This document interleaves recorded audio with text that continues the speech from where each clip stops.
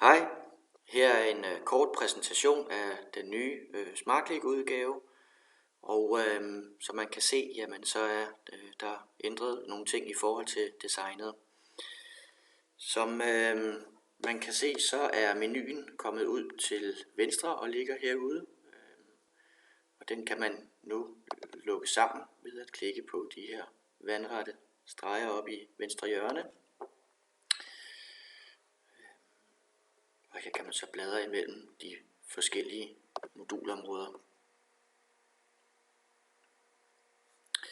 Vi har bevaret til højre ugeoversigten og også saldooversigten.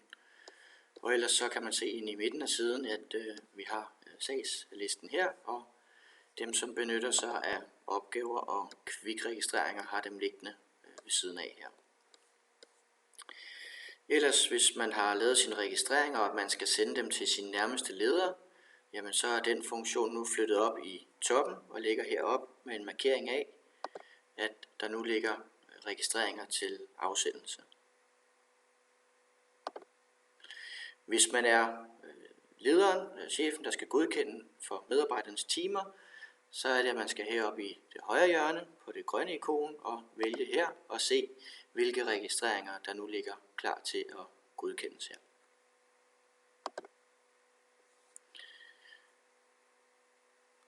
Så det var ganske kort lige designet for, hvordan den nye udgave af SmartClick ser ud.